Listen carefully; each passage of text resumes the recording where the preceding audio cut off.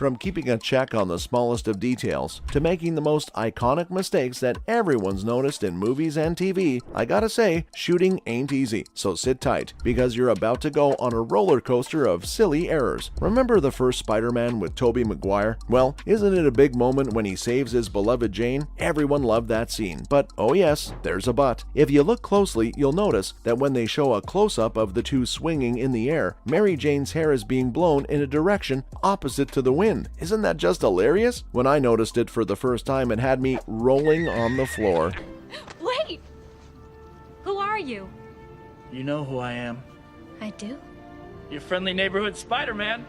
The movie was all the rage back then, wasn't it? Another famous movie that had an impact on Hollywood was Avatar. Towards the end of the movie, there's a scene in which Jake cups Neytiri's face in his hands. The bizarre thing is, it fits her face perfectly. Wait, aren't y'all missing something? Last time I checked, Na'vis are 10 feet tall, no? So how is that even possible? I guess the editing crew might have been too tired by the end of it to care. And now that they've made our favorite game into a TV series, no one can get enough of The Last of Us. It's just brilliant. Well, almost. A TikToker recently posted a picture from a scene shot in episode 6. He zoomed in and said that the production seemed to have left some crew in the otherwise empty post-apocalyptic world. And it's true. Check it out. You see them moving around, chilling in the snow. Some fans took to social media to put down the people who were making a big deal about it, saying that they are so immersed in the story that they failed to notice at all. One person said, "Who's even looking at the edge of the screens?" And we can't argue with that. You'd have to have a lot of free time on your hands. But it seems some might be justified in saying this because, as one fan pointed out, HBO is famous for making such mistakes.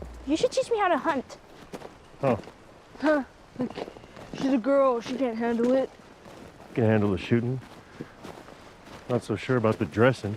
And that brings us to the super talked about faux pas, a coffee cup in Game of Thrones. What? Did y'all know that during the episode The Last of the Starks, when everyone was having a feast and rejoicing, there's a modern day coffee cup right in the middle of the table in front of Emilia Clarke? The thing is, it was literally in the eye's view. No one could have missed it, even if they tried. The scene blew up with memes popping left, right, and center, so much so that HBO decided to release a statement about it. They blamed it on Emilia Clarke, saying it was an error that was overlooked. Well, seeing the amount of money that goes into each episode, one might want to be extra careful. But it was so funny because the cast started blaming each other for having left it there. Sophie Turner said on The Tonight Show with Fallon that it was Emilia who left that cup because, as everyone could see, she was right beside it. It seems the actor then took a lot of criticism from the public. So I'm going to just go with, look who it's placed in front. Whoa! Emilia? Emilia Clarke. Oh my, really? She's the culprit. Oh my God. Until the mystery was finally cleared up when Emilia told Fallon that her fellow actor who plays Lord Varys was responsible for the fiasco. The scene was later removed, but I guess they didn't learn the lesson. The coffee cup was mine.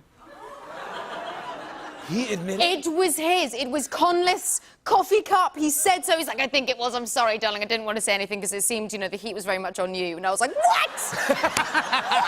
There was a water bottle left again in the finale. Oh my God, I can't stop laughing. One fan immediately took to Twitter to say that she couldn't believe they did it again. Well, right behind you, sister. And that too, so soon after the coffee cup incident. Can y'all believe it? In the scene where they're having discussions on who will be the next ruler, you can see the water bottle right behind Samuel Tarly's boot. Oops, they did it again. With so much debate on the finale of the show, this was just the cherry on top. But they aren't the only ones leaving things in eras that have no place for them. This blunder seems to be repeating itself since The Braveheart. And while the GOT production team makes very small errors, the Braveheart guy shot a scene with a car clearly visible in the background. Geez, you guys, edit, edit, edit. Even though the movie took us on an emotional ride, the car caught everyone by surprise. I mean, you have these guys running on horses, for God's sakes. And then there are the most common mistakes that are on repeat like a broken record. The camera switch in Pretty Woman. During a breakfast scene in the movie, Julia Roberts can be seen eating a croissant.